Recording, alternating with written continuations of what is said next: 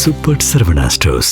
எதற்காக இந்த தீய சக்தியாக இருக்கக்கூடிய திராவிட முன்னேற்ற கழகத்தினுடைய ஆட்சி 5 ஆண்டுகள் கிட்டத்தட்ட பார்த்துட்டோங்க ஐயா. 4 ஆண்டுகள் 11 மாசம், இன்னும் ஒரே மாசம் மட்டும்தான் இருக்கு.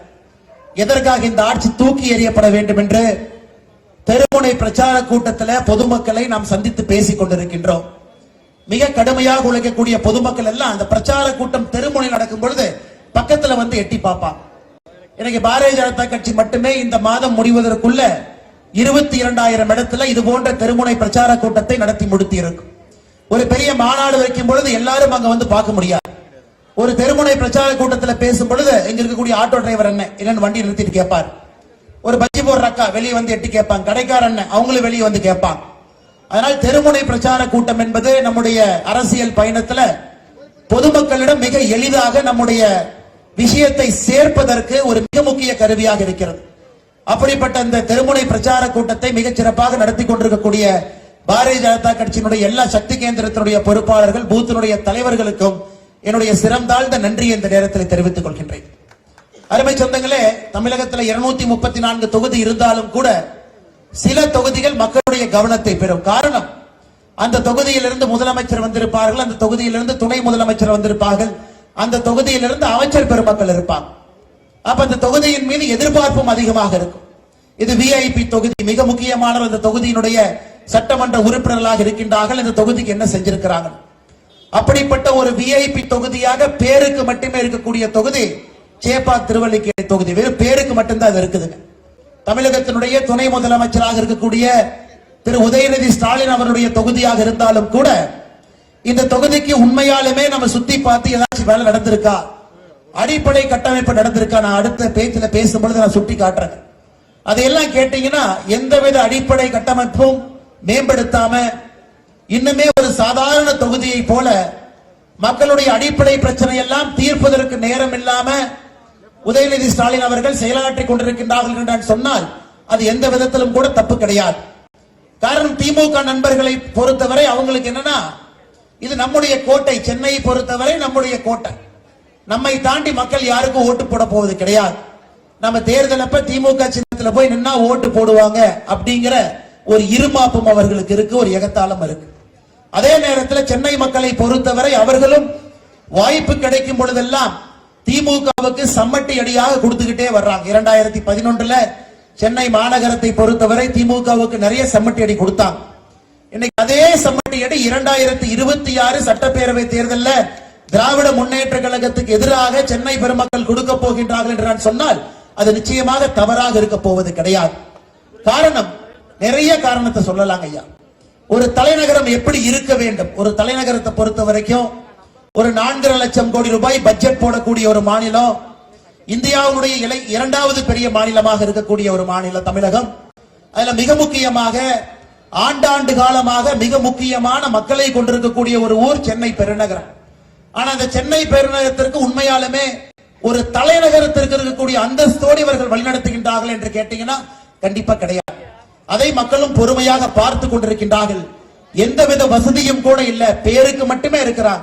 மழை பெரிதாக பெய்து தெருவுக்கெல்லாம் தண்ணி வரும் பொழுது மட்டும்தான் வேட்டியை மடிச்சு கட்டிக்கிட்டு முதலமைச்சராக இருக்கட்டும், துணை முதலமைச்சராக இருக்கட்டும், போட்டோ ஷூட் நடத்துவதற்கு மட்டும்தான் வீதியில வர்றாங்க. அந்த வீதியில அந்த நேரத்தை தவிர எப்பொழுதுமே வீதிக்கு வருவது கிடையாது.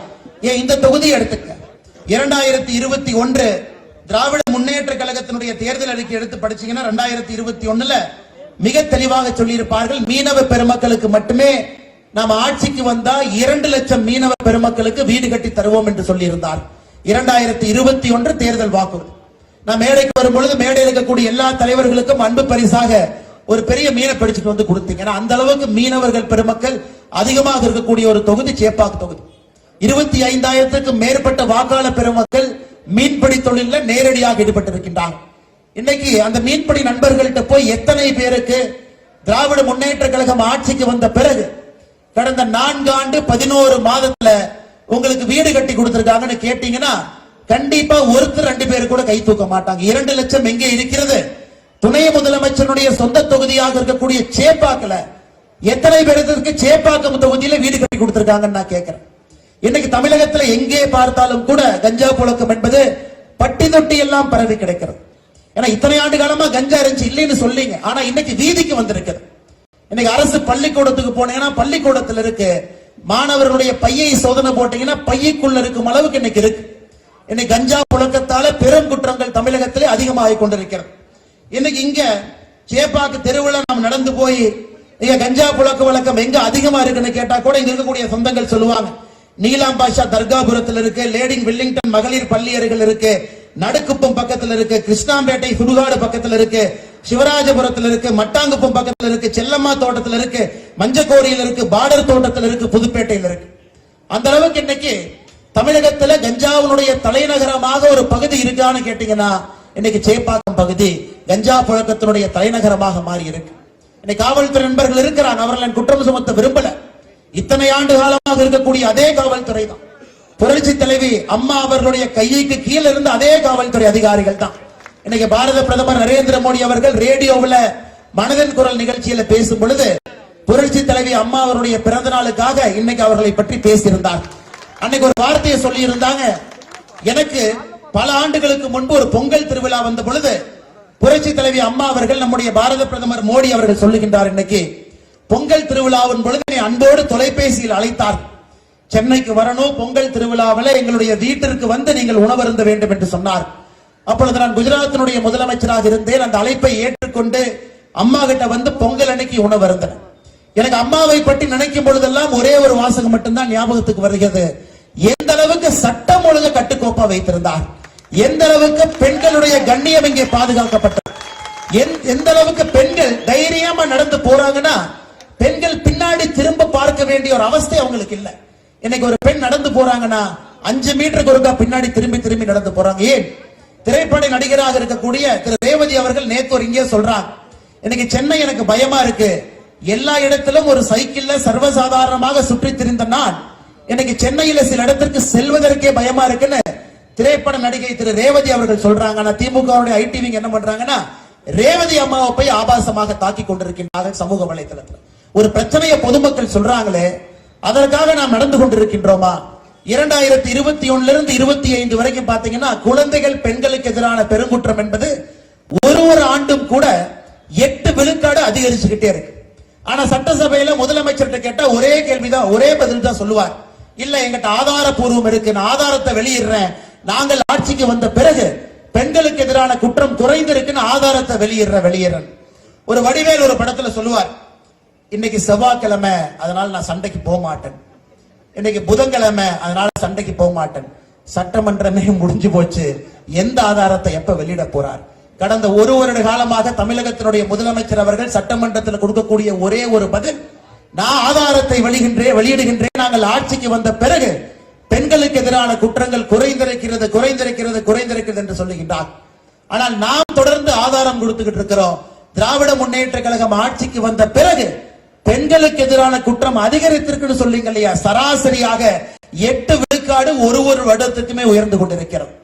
இந்த எந்த அளவுக்கு இன்னைக்கு தமிழ்நாடு அரசு எந்த அளவுக்கு அறிவாளிகளா இருக்கிறாங்கன்னா, மத்திய அரசுடைய என்சிஆர்பி என்கின்ற அமைப்புக்கு ஒரு ஆண்டு முடியும் பொழுது இங்க இருக்கக்கூடிய டேட்டாவை கொடுக்கணும். அப்பதான் அவங்க தொகுத்து ஒரு புத்தகத்தை வெளியிடுவார்கள். தமிழக அரசை பொறுத்தவரை 2023 இருந்து மத்திய அரசுக்கு அந்த டேட்டாவே கொடுக்கல. 2023, 24, 25 3 ஆண்டுகளும் கூட தமிழகத்தில் ஏற்படக்கூடிய குற்றங்களுடைய எண்ணிக்கையை ஒரு ஆண்டு மத்திய அரசு கொடுக்க வேண்டும். மத்திய அரசு என்சிஆர்பி என்கின்ற புத்தகத்தில் வெளியிடுவார். 2023 இருந்து அதை வெளியிட்டால் மக்கள் எல்லாம் கோவப்படுவாங்க, மக்கள் எல்லாம் காரி துப்பிடுவார்கள் என்று தெரிந்த பிறகு அந்த டேட்டாவையே கொடுக்காம மத்திய அரசை ஏமாற்றுவது மட்டுமல்ல, தமிழக மக்களையும் ஏமாற்றிக் கொண்டிருக்கின்றார். அதனால் வடிவேல் அவங்க செவ்வாய்க்கிழமை சண்டை போட மாட்டேன், வியாழக்கிழமை புதன்கிழமை சண்டை போட மாட்டாங்க மாதிரி முதலமைச்சர் அவர்கள் சொல்லி இன்னைக்கு சட்டப்பேரவையே முடிய போகின்ற நிலைமையில் நாம் நின்று கொண்டிருக்கின்றோம் அருமை சொந்தங்கள். அது மட்டும் இன்னைக்கு இந்த தெருமலை பிரச்சார கூட்டத்தினுடைய வலிமை என்னன்னு யோசிச்சு பாருங்க. எந்த தொகுதியாக இருந்தாலும், எந்த விவிஐபி தொகுதியாக இருந்தாலும் கூட மக்கள்கிட்ட சரியான முறையில ஆட்சிக்கு எதிராக இருக்கக்கூடிய விஷயங்களை நாம் கொண்டு போய் சேர்த்தால் யாராக இருந்தாலும் மக்கள் தோற்கடித்து விடுவார்கள் என்பது தமிழக அரசியலுடைய சரித்திரம். எனக்கு நீங்க எம்எல்ஏவா இருந்து வேலை செய்யலினா உங்களை தோற்கடித்து 5 ஆண்டுகள் வீட்டுக்கு அனுப்பிடுவேன் என்று மக்கள் தொடர்ந்து ஒரு 5 ஆண்டுக்கு ஒரு முறை ஒரு விஐபி, நிறைய விஐபியை தோற்கடிக்கிறாங்க. ஆனால் இந்த முறை உதயநிதி ஸ்டாலின் அவர்கள் என்ன சேப்பாக்கத்துக்கு செஞ்சாருன்னு மட்டும் சொல்லுங்க. இந்திய அளவுல பிரச்சனைக்குரிய விஷயங்களை பேசி பேசி தமிழ்நாட்டு மக்களை அவமானப்படுத்துவது மட்டுமே அவருடைய குறிக்கோளா இருக்கு. சனாதன தர்மத்தை ஒழிக்கணும், டெங்கு, கொசு, மஸ்கிட்டோ பார், அது உச்ச நீதிமன்றம் வரைக்கும் போகும். அதன் பிறகு உச்ச நீதிமன்றம் ஒரு கொட்டு வைத்த பிறகு அமைதியா இருப்பார். இன்னைக்கு உதயநிதி ஸ்டாலின் பேசுவதெல்லாம் ஆக்கப்பூர்வமாக இல்லை. என்ன இதே பக்கத்து மாநிலத்தில் சந்திரபாபு நாயுடுனுடைய மகன் ஒருத்தர் இருக்கார். அவரும் குடும்ப அரசியல் தான், அவரும் குடும்பத்திலிருந்து வந்தவர் தான், அவரும் அமைச்சரா இருக்கிறார். அவர் வாயை திறந்து பேசுவதெல்லாம் இன்னைக்கு விசாகப்பட்டினத்திற்கு கூகுளை கொண்டு வரணும், டேட்டா சென்டர் கொண்டு வரணும், 1,00,000 பேருக்கு வேலை வாய்ப்பு உருவாக்கணும், இத்தனை மொழிகளை கற்றுக் கொடுக்கணும், இளைஞர்களை தயார்படுத்தணும். அங்க இருக்கக்கூடிய சந்திரபாபு நாயுடுனுடைய மகன் அங்க பேசுறார். ஆனா இங்க மு.க. ஸ்டாலினுடைய மகன் பேசுவதெல்லாம் பிரச்சனைக்குரிய விஷயத்தை மட்டும்தான். இந்தியாவில் ஏன் ஒரு துணை முதலமைச்சர் நைட்டு 12 மணிக்கு 1 மணிக்கு இன்ஸ்டாகிராம்ல ஏதோ லைக்க போட்டு காலையில திரு முழிக்கிற ஒரே நாடு நம்முடைய தமிழ்நாடு மட்டும்தான் இருக்கும். சமீபத்தில் நம்முடைய எதிர்க்கட்சி தலைவர் அண்ணன் எடப்பாடி பழனிசாமி அவர்களும் கூட இதை குறிப்பிட்டு சென்றார். அதனால உண்மையாலுமே இந்த தொகுதிக்கு பெருமை தேடி கொடுத்திருக்கின்றார்களா? இந்த மக்கள் வளர்ச்சியை கண்கூடாக இந்த 5 ஆண்டுகள்ல ஒரு விவிஐபியை கொண்டு வந்ததன் விளைவாக, ஒரு துணை முதலமைச்சர் இருப்பதன் விளைவாக, அரசியல் இயந்திரம் முழுவதும் ஒரு துணை முதலமைச்சருக்கு கீழே இருக்குது. அப்படி இருந்தும் கூட என்ன சாதித்திருக்கின்றார்கள் என்ற கேள்வியை மக்கள் முன்னாடி நம்ம வைக்க வேண்டிய கட்டாயமும் கடமையும் நமக்கு இருக்குது. அன்பு சொந்தங்கள், இன்னைக்கு இந்தியா முழுவதும் நீங்க பாங்க, ஒரு தலைநகரமும், அது பெங்களூராக இருக்கட்டும், இன்னைக்கு ஒரு தலைநகரமும் முன்னேற்ற பாதைகள் இருக்கு. பாம்பேவை பாருங்க, முன்னேற்ற பாதைகள், ஆயிரம் கணக்கான கோடி ரூபாய் உள்ள வருது. தலைநகரம் அடுத்தடுத்து பக்கம் போகுது. இங்க மட்டும்தான் எதுவும் வேண்டாம். மத்திய அரசு வம்புக்கு இழுத்து வெறும் சண்டை மட்டும் போட்டுக்கொண்டு, இந்த சண்டையில தமிழகத்துல ஒரு நகரம் பெரிதும் பாதிக்கப்பட்டிருக்கிறது நீங்க கேட்டீங்கன்னா அது சென்னை மாநகரம் மட்டும்தான். ஏன் மெட்ரோ ப்ராஜெக்ட் கூட 2வது பேஸுக்கு மத்திய அரசு தன்னுடைய முழுமையான 42,000 கோடியை மத்திய அரசு கொடுத்தாங்க. எதற்காக தாமதமானதற்கு காரணம், இவர்கள் சொன்னார்கள் மெட்ரோ ரயில் திட்டத்தை பொறுத்தவரை அது மாநில ப்ராஜெக்டா நாம கொடுக்கிறோம். இந்தியா முழுவதுமே மெட்ரோ ப்ராஜெக்ட் என்பது சென்ட்ரல் ப்ராஜெக்ட். இங்க மட்டும்தான் நாங்க மாநில ப்ராஜெக்டாக எங்களுடைய மாநில நிதியில நாங்க நடத்திக்கிறோம். அவர்களால் 1 ஆண்டல்ல 2 ஆண்டல்ல 3 ஆண்டு நடத்த முடியாத காரணத்துல பாரதிய ஜனதா கட்சி சார்பாக நாம் பாரத பிரதமருக்கு கடிதம் எழுதியிருந்தோம். ஐயா, இது ஸ்டேட் ப்ராஜெக்ட் என்று சொல்லி சென்னை மக்களை வஞ்சித்துக் கொண்டிருக்கின்றார்கள். அந்த கடிதத்தினுடைய காப்பியை கூட பத்திரிகை நண்பர்களுக்கு கொடுக்கிறோம்.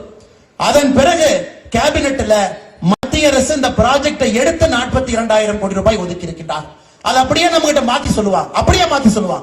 ஒரு மத்திய அரசுடைய ப்ராஜெக்ட், பெங்களூர்ல மெட்ரோ ப்ராஜெக்ட் என்பது மத்திய அரசுடைய ப்ராஜெக்ட். மும்பை எடுத்துக்கிட்டீங்கன்னா அது மத்திய அரசுடைய ப்ராஜெக்ட். ஏன் இவ்வளவு சண்டை போடக்கூடிய மம்தா பானர்ஜி இருக்கக்கூடிய வெஸ்ட் பெங்கால்ல கூட அது மத்திய அரசுடைய ப்ராஜெக்ட். இங்க மட்டும்தான் அதை மாநில அரசுடைய ப்ராஜெக்ட் என்று சொல்லி நிதி வேண்டாம் என்று சொல்லுவார்கள். நாங்களே நிதியை போட்டுக்கிறோம். 3 ஆண்டுகள் நிதி போட முடியாத பேந்த விழிப்பாங்க. அதன் பிறகு பொய்யை நம் மீது பரப்புவார்கள். அதன் பிறகு பிரதமர் அவர்கள் 40,000 கோடி ரூபாய்க்கு மேல பணத்தை கொடுக்கும். அதனால சென்னையில் இருக்கக்கூடிய பெருமக்கள் எல்லாம் இந்த முறை நீங்கள் யோசிக்கணும். நமக்கு திராவிட முன்னேற்ற கழகத்தினுடைய யார் நின்றாலும் கூட, ஏன் இதற்கு முன்பு நாம பார்த்தோம், மழை வெள்ளத்துல யாருங்க ஐயா வெளியே வர்றாங்க? போட்டியிட்ட அனைத்து இந்திய அண்ணா திராவிட முன்னேற்ற கழகத்தினுடைய வேட்பாளர் அண்ணன் ஆதி ராஜாராம் அவங்க வீதியில் இருப்பாங்க. பொட்டணமாக அரிசியை கொண்டு போய் மக்கள்கிட்ட கொடுப்பாங்க, பாலை கொண்டு போய் கொடுப்பாங்க. பாரதிய ஜனதா கட்சியினுடைய தலைவர்கள் தொண்டர்கள் வீதியா போவாங்க. ஆனா இவங்க எப்படி வருவாங்க? முதலமைச்சர் ஒரு கருப்பு கலர் ஜீப்ல வருவாரு. அல்ல பள்ளியை போல அண்ணன் சேகர் பாபு ஒரு பக்கம் ஒட்டி இருப்பாரு, மற்ற பள்ளிகளை போல 4 பேர் ஒட்டி இருப்பாங்க. அவங்க ஜீப்ல வந்து எந்த பிரயோஜனம் கிடையாது, தண்ணி நம்ம மேலதான் அடிக்கும். எப்பவாவது தெருவுக்கு வந்து ஒரு அடிப்படை பிரச்சனையை சரி செய்வதற்காக பாடுபட்டு இருக்காங்களா யோசிக்க. வெறும் விஐபி தொகுதியில விஐபியாக மட்டும்தான் வருவார்களோ தவிர பிரச்சனையை முடிக்க வேண்டிய மக்கள் பிரதிநிதியாக யாரும் இங்கே வந்தது கிடையாது. ஆனால் சென்னையினுடைய மக்கள் நீங்க யோசிக்கணும். இந்த முறை ஒரு அரசியல் மாற்றம் சென்னையினுடைய வளர்ச்சிக்காக. சென்னை இந்தியாவில் இருக்கக்கூடிய மற்ற பெருநகரத்தை போல இன்னைக்கு பெங்களூர் நம்மை தாண்டி எங்கேயோ வளர்ந்து விட்டார். மும்பை நம்மை தாண்டி நின்று கொண்டிருக்கின்றார்கள். ஹைதராபாத் அவங்களும் நம்மளை ஓவர்டேக் பண்ணி முன்னாடி போயிட்டாங்க ஐயா. இன்னும் 5 ஆண்டுகள்ல குர்கான் நம்மளை ஓவர்டேக் பண்ணிடும்.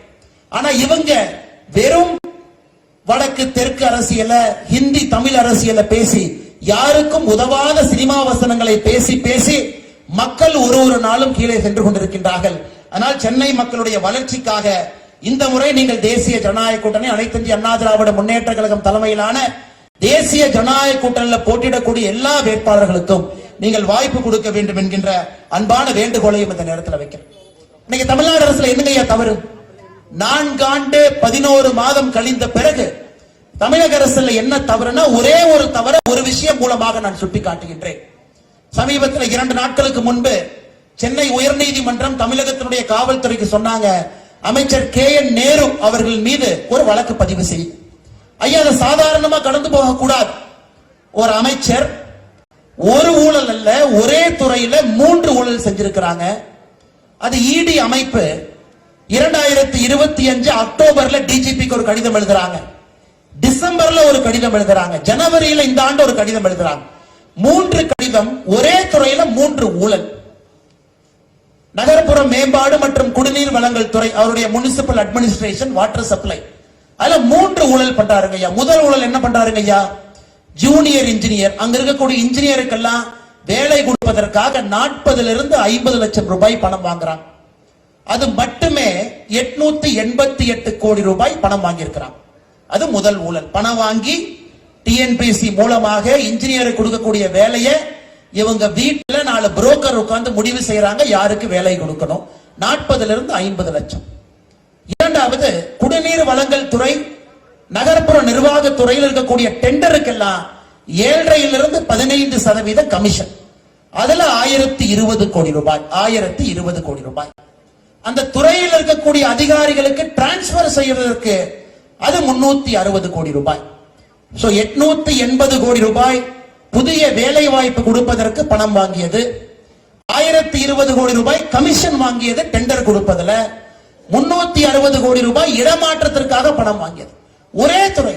ஆனா முதலமைச்சர் எந்த நடவடிக்கை எடுக்கல. நீங்க பார்க்கணும், 280 பக்கத்திற்கு மேற்பட்டு இருக்கக்கூடிய அந்த ED டாசியர்ல மிக தெளிவாக எழுதுறாங்க, எந்த வாட்ஸ்அப்ல பேசுறாங்க, யார் முடிவு செய்யறாங்க, யார் யாருகிட்ட சொல்றாங்க, பணம் எங்கே வந்துச்சு.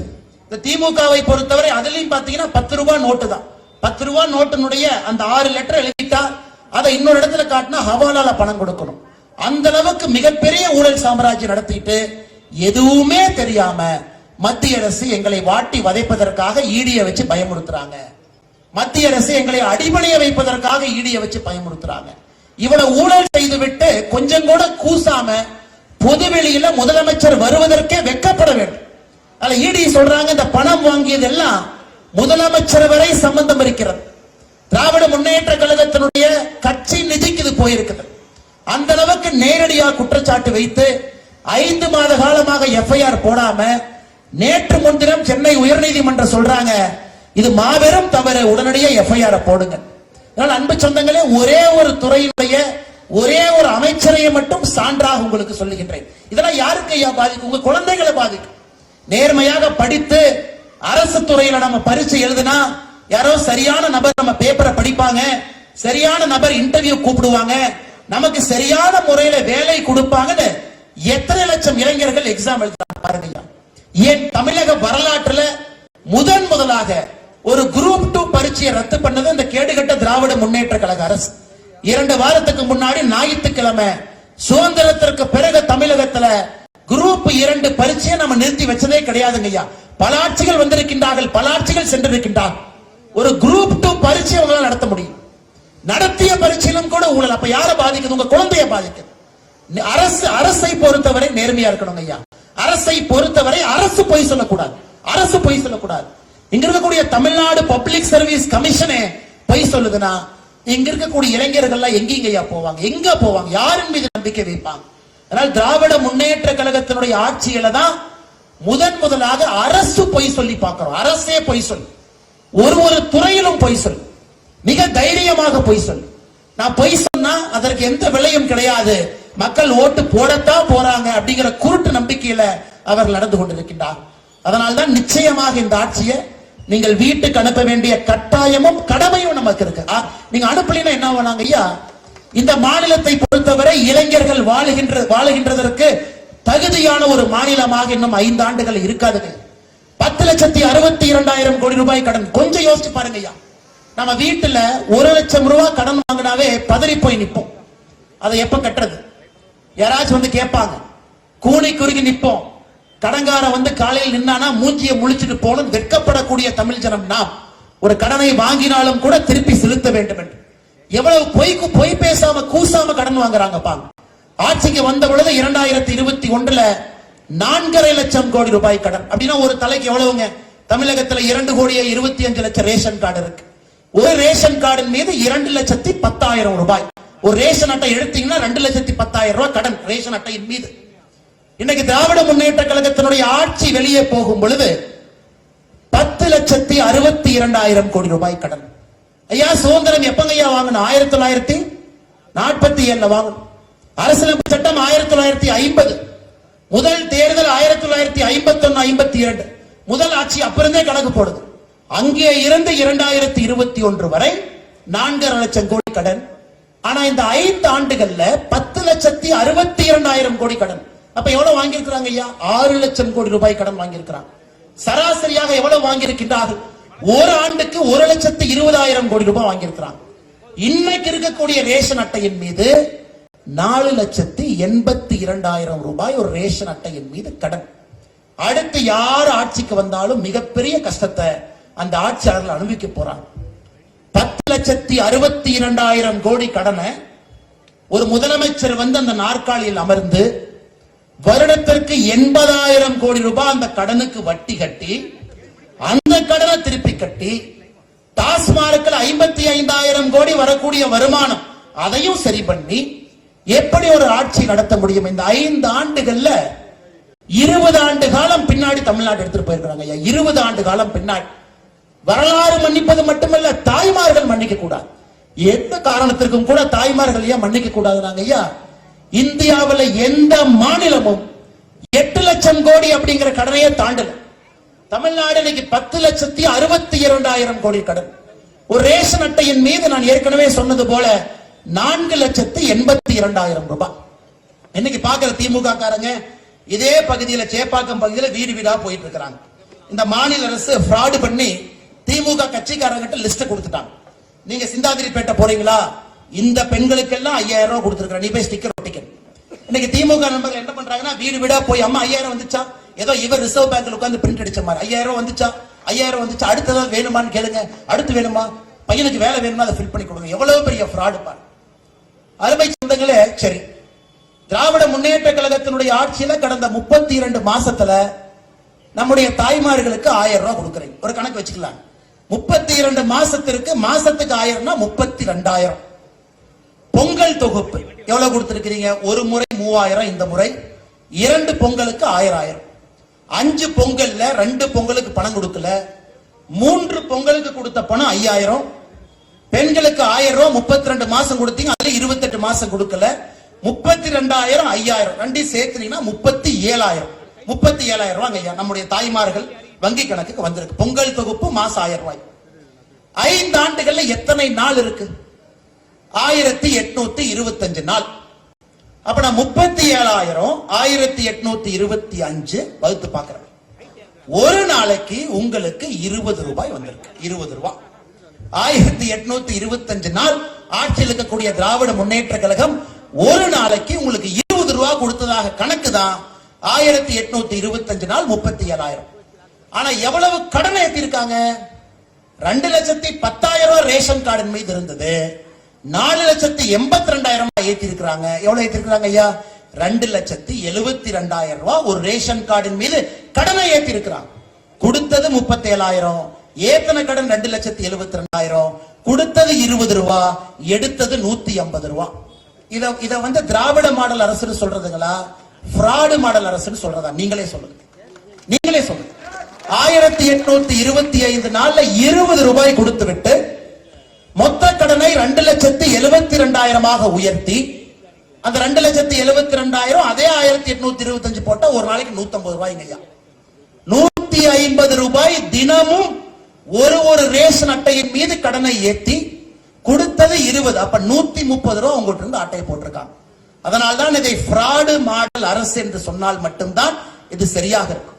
அதனால எந்த விதமான மாயாஜாலத்துக்கு நீங்க நம்பிடாதீங்க. எப்பவுமே இத வந்து சைக்காலஜியில சொல்லுவாங்க, 5 வருஷம் கஷ்டப்பட்டுக்கிட்டே இருப்போம், 5வது வருஷத்துல கடைசி வாரத்துல ஏதாவது ஒரு நல்லது நடந்ததுன்னா நாம் அந்த 4.5 வருஷத்தினுடைய துன்பங்களை மறந்துடும். இந்த முறை இது போல் நடக்கக்கூடாது. 5000 ரூபாய் கொடுத்தாங்க, இப்ப கொடுத்தாங்க, அதன் பிறகு 2000 உயர்த்துவதாக சொல்லி இருக்கின்றார்கள். இது வாய்ப்பேச்சாக செய்திருக்கின்றார்கள், உங்கள் எல்லோருக்குமே தெரியும். அதனால் தாய்மார்கள் நீங்க தெளிவா இருக்கும். அடுத்த ஆட்சிக்கு யார் வரலாம்? நிறைய பேர் இருக்கிறாங்க. நமக்கு எந்த கட்சியின் மீது யாருக்கு தனிப்பட்ட சண்டை இல்லைங்க. நமக்கும் திரு விஜய் அவர்களுக்கும் வாய்க்கால் சண்டை இல்ல, நமக்கும் அண்ணன் சீமான் அவர்களுக்கும் சொத்து பிரச்சனை இல்ல, மேடையில் இருக்கிறவங்களுக்கு எல்லாம். நான் கேட்பது, அடுத்து ஆட்சியில் இருக்கிறவங்க எப்படி இருக்கணும்? ஆட்சியில் இருப்பவர்கள் ஆள தகுதியானவர்கள் ஆட்சிக்கு வரணும். அந்த பொறுமை இருக்கணும், மக்களுடைய பிரச்சனையை தெரிஞ்சிருக்கணும், அடிப்படையில் அந்த கட்சிக்கான கட்டமைப்பு இருக்கணும். ஒரு முதலமைச்சர் நாற்காலியில் உட்கார்றாங்கன்னா, ஐயா சேப்பாக்கம், ஐயா சிந்தாதிரி பேட்டைனா, ஓ இதுதான் சிந்தாதிரி பேட்டையில பிரச்சனையா? அதனாலதான் கர்ம வீரர் காமராஜர் ஐயாவை பற்றி சொல்லுவார்கள், ஆட்சிக்கு வருவதற்கு முன்பே தமிழகத்தை 2 முறை நடந்தவர் என்று சொல்வார்கள். ஆட்சிக்கு வருவதற்கு முன்பே காமராஜர் ஐயா 2 முறை தமிழ்நாட்டை சுத்தி பார்த்தார். அதனால அந்த முதலமைச்சருடைய நாற்காலிக்கு ஒரு கோப்பை போச்சுன்னா, ஒரு ஃபைல் போகுதுன்னா, ஒரு கோப்பு போகுதுன்னா, அந்த ஃபைல பார்த்தோன்னே அவர்களுக்கு தெரியும் அந்த பகுதியில் யார் இருப்பாங்க, பாலத்தை இப்படி கட்டினா என்ன பிரச்சனை வரும். ஒரு முதலமைச்சருக்கு அந்த அளவுக்கு தெரிந்திருந்தால் மட்டும்தான் அகண்ட நிலப்பரப்பாக இருக்கக்கூடிய நம்முடைய தமிழகத்தை, 8.5 கோடி மக்கள் இருக்கக்கூடிய இந்த நிலப்பரப்பை ஆள்வதற்கு அந்த முதலமைச்சருக்கு தகுதி அந்த நாற்காலியிலிருந்து தெரிந்திருக்க வேண்டும். அதனாலதான் நான் யார் மீதும் தனிப்பட்ட விமர்சனமோ குற்றச்சாட்டோ வைக்கல. ஆனா இன்னைக்கு முதலமைச்சர் வேட்பாளராக இருக்கக்கூடிய எத்தனை பேர் வீட்டை விட்டு முதல்ல வெளியே வந்திருக்கின்றார், தெருவுக்கு இறங்கி இருக்கிறார். ஒரு தெருவினுடைய பிரச்சனை அவர்களுக்கு தெரியும். ஒரு மீனவர் குப்பம் என்று சொன்னால் எத்தனை மீனவர் குப்பத்துக்கு போய் உட்கார்ந்து மீனவ நண்பர்களோடு உணவருந்தி இருக்கிறார். இந்த சாலையை பழுது பார்க்கணும், இங்கே பாலத்தை போடணும், இங்க மாத்தணுங்க ஐயா, மெட்ரோ ஜங்ஷனை மாத்தணும்னா முதலமைச்சருக்கு தெரியலனா அதிகாரிகள் தான் ஆட்சி செய்வார். தமிழகத்தில் நீங்க நல்லா யோசிச்சு பாருங்க, இன்னைக்கு ஆள தகுதியானவர்கள் யார்? இன்னைக்கு யார் இருக்கா? ஆள்வதற்கு யாருகிட்ட கட்டமைப்பு இருக்கு? யார் வந்தால் மக்களுடைய பிரச்சனையை சரி செய்வார்கள் என்று நீங்கள் வாக்களிக்க வேண்டும். இல்லாட்டி என்ன ஆகும் ஐயா, பேய் வேண்டான்னு பிசாச கல்யாணம் பண்ண மாதிரி ஆயிரும். எனக்கு பேய் வேண்டாம், திராவிட முன்னேற்ற கழகத்தினுடைய ஆட்சி பேய் வேண்டாம் என்று சொல்லி மாற்றத்திற்காக ஓட்டு போறேன், பிசாச போய் கல்யாணம் பண்ணிடக்கூடாது. ஆனால் மறுபடியும் சொல்லுகின்றேன், யார் மீதும் நாம் குற்றச்சாட்டு வரல, தகுதிப்படுத்திக்கிட்டு வாங்க, யாரையும் வேண்டாம் என்று சொல்லு. அரசியல் என்பது 5 ஆண்டு 10 ஆண்டு 15 ஆண்டு கீழே மக்களோடு மக்களாக நின்று, வேர்வையோடு வேர்வையாக நின்று, அவமானப்பட்டு அடிபட்டு ரத்தம் சிந்தி அதில் ஒரு தலைவன் முளைத்து மேலே வருகின்றான் இல்லைங்களா? அந்த தலைவன் இந்த மக்களை ஆளுவதற்கான தகுதி அந்த தலைவனுக்கு இருக்கு. ஆனால் மற்ற எந்த தலைவராக இருந்தாலும் தகுதிப்படுத்தி கொண்டு வாருங்கள். தகுதிப்படுத்தாம வந்து மாற்றம் என்று சொன்னீங்கன்னா தமிழ்நாட்டு மக்கள் அவ்வளவு எளிதாக வாக்கை கொடுத்து விட மாட்டார்கள், அவ்வளவு எளிதாக ஏமாந்து விட மாட்டார்கள். அதனால்தான் அருமை சொந்தங்களே, இந்த ஃப்ராடு மாடல் ஆட்சி நமக்கு வேண்டாம், இது தூக்கி எறியப்பட வேண்டும். இன்னைக்கு நீங்க பாருங்க, இன்னைக்கு என்ன நடக்குது? உதயநிதி ஸ்டாலின் இன்னைக்கு காலையில் கோயம்புத்தூர் பொள்ளாச்சி பக்கத்துல இருந்தங்க ஐயா, அங்கே உதயநிதி ஸ்டாலின் அவர்களை பார்த்தேன். அவருடைய மீட்டிங் அங்க நடந்துகிட்டு இருக்கு. திரு மு க ஸ்டாலின் அவர்கள் அவங்கள ஒரு பக்கம் சுத்திக்கிட்டு இருக்கிறாங்க. திடீர்னு திமுகவின் மீது இந்து விரோத ஆட்சி என்று சொல்லிவிடுவார்கள் என்று துர்காமாவும் கோயிலும் அவங்கள ஒரு பக்கம் சுத்திட்டு இருக்கிறாங்க. இன்னைக்கு சபரீஷன் மருமகன் இந்த பெண் டி-ஷர்ட்டை போட்டுட்டு அவர் ஒரு பக்கம் சுத்துறாங்க, அவர் தான் ஸ்ட்ராட்டஜி போடுறாரு. இதைத்தான் நாம் குடும்ப ஆட்சி என்று சொல்லுகின்றோம். ஒரு குடும்பத்தினுடைய மொத்த பிடியில தமிழ்நாடே இருக்கு. ஒரு தொழில் ஆரம்பிக்கணுமா, அவங்களுக்கு தெரிஞ்ச ஆடிட்டரை போய் அண்ணா நகர்ல பார்க்கணும். இல்ல ஒரு முதலீடை கொண்டு வரணுமா, சபரீஷனை போய் பார்க்கணும். இல்ல நான் யாருக்கும் பிரச்சனை இல்லாம தொழில் பண்ணுமா, உதயநிதி ஸ்டாலினோடு நண்பராக இருக்கணும். இன்னைக்கு தமிழகத்தை பொறுத்தவரை பிரச்சனை என்னன்னா, ஒரு மொத்த குடும்பத்தினுடைய கையிலே தமிழ்நாடு இருக்கிறது. இதை அரசு என்று சொல்வதை விட Dravida Munnetra Kazhagam private limited company என்று தான் சொல்ல வேண்டும். அந்த கம்பெனியினுடைய மேனேஜிங் டைரக்டராக Thiru Udhayanidhi Stalin, CEO Udhayanidhi Stalin, chief operating ஆபீசராக சபரீஷன், இப்படித்தான் சீஃப் மார்க்கெட்டிங் ஆபீசராக துர்காம்மா, இந்த 4 பேர் ஒரு பிரைவேட் கம்பெனியை இப்போ நடத்தி கொண்டிருக்கின்றார்கள்.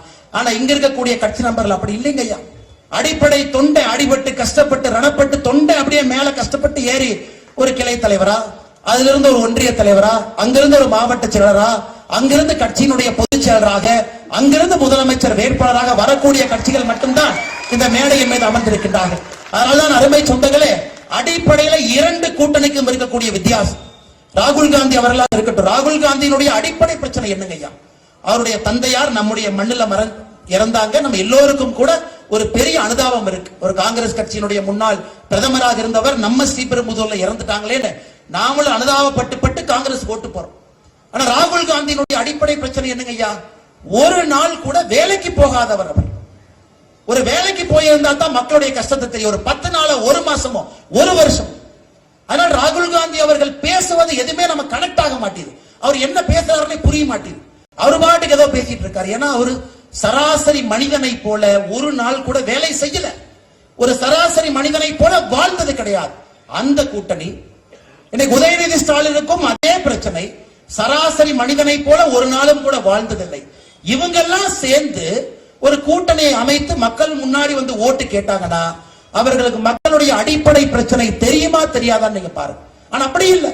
இந்த மேடையில் இருக்கக்கூடிய தலைவர்கள், கட்சியில் இருக்கக்கூடிய பெரும் தலைவர்கள் தோல்விகளை பார்த்திருக்கிறார்கள், வெற்றிகளை பார்த்திருக்கின்றார்கள், அவமானப்பட்டிருக்கின்றார்கள். மக்களோட மக்களாக 30 ஆண்டு, 40 ஆண்டு, 50 ஆண்டு காலம் பயணம் செய்திருக்கின்றார். அந்த கட்டமைப்போடு உங்கள் முன்னால் அனைத்து இந்திய அண்ணா திராவிட முன்னேற்ற கழகம் தலைமையிலான தேசிய ஜனநாயக கூட்டணி அந்த கட்டமைப்போடு உங்கள் முன்னால் நின்று கொண்டிருக்கிறது. ஏன்னா உங்களுக்கு பிரச்சனை இல்ல. அண்ணன் எடப்பாடியை பார்க்கணுமா, நேரா போய் பார்க்கலாம். இல்ல ஆதி ராஜாராமன் வீட்டுக்கு போனா அவரு கூட்டு போய் பார்ப்பாரு. காலைல கிரீன்வேஸ் ரோட்டுக்கு வாங்கின 7 மணிக்கு போய் பார்க்கலாம். ஏன் அனைத்து இந்திய அண்ணா திராவிட முன்னேற்ற கழகத்தினுடைய கிளைச்சாளர் பார்த்தா இவர் வீட்டுக்கு கூட்டு போவார், இவங்க 2 பேரும் போவாங்க. பாரதிய ஜனதா கட்சியில மோடியை பார்க்கணுமா, நாங்க கூட்டிட்டு போறோம், கிளை தலைவர்ல இருந்து கூட்டிட்டு போறோம். இது அடிப்படை கட்டமைப்பு இருக்கக்கூடிய ஒரு கட்சி. ஆனா இன்னைக்கு நீங்க திராவிட முன்னேற்ற கழகத்துல வேலை செய்யணும்னா ஆடிட்டரை பார்க்கணும், அண்ணா நகர் எம்எல்ஏ பார்க்கணும், ஈசிஆர் ரோட்ல இருக்கிற சில பேர்த்த பார்க்கணும், அரசியல் புரோக்கரை பார்க்கணும். எப்படிங்க ஐயா ஒரு மாநிலம் முன்னேறும்? அதனால்தான் நீங்க யோசித்து இந்த முறை வாக்கு போடணும். மாற்றம், ஆமா மாற்றம் வேணும். அரசியலை பொறுத்தவரை வீர வசனங்கள் மாற்றத்தை கொடுக்காது. கட்டமைப்பு, அனுபவம், கீழே இருக்கக்கூடிய தலைவர்களுக்கு மக்கள் தொடர்பு, மக்களுடைய பிரச்சனையை ஆழ்ந்து புரிந்து இருக்கக்கூடிய அனுபவம், அவர்கள் இருக்கும் பொழுது உண்மையான மாற்றம் வரும்.